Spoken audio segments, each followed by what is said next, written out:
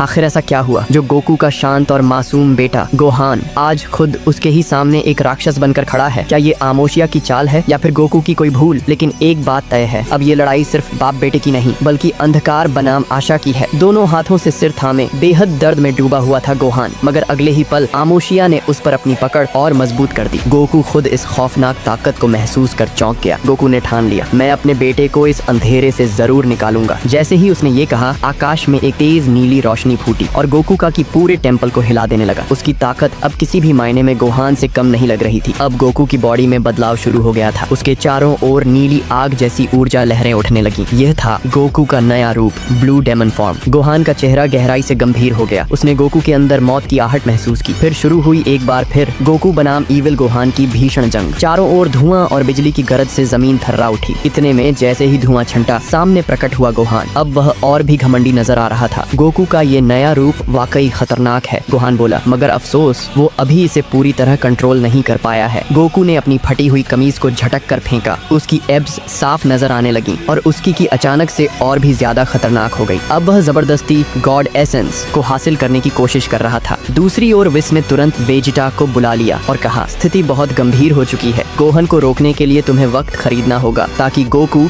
God essence को पूरी तरह जागृत कर सके। अब मैदान में उतरा सुपर सयान ब्लू वेजिटा, लेकिन गोहान हंसा और बोला, तुम तो खुद को सुपर सयान कहते हो, तुम्हें तो मेरी बीस्ट फॉर्म ही चित्त कर देगी। ये सुनते ही वेजिटा का गुस्सा फूट पड़ा। सुपर सयान, मैं तुम्हें दिखाता हूँ असली विनाशक का रूप। Vegeta God of destruction form activate कर दी। जमीन पर कदम रखते ही चारों ओर धमाका हो गया। गोहान भी चौंक गया। अब लड़ाई सिर्फ ताकत की नहीं बल्कि वजूद और आत्मा की लड़ाई बन चुकी थी।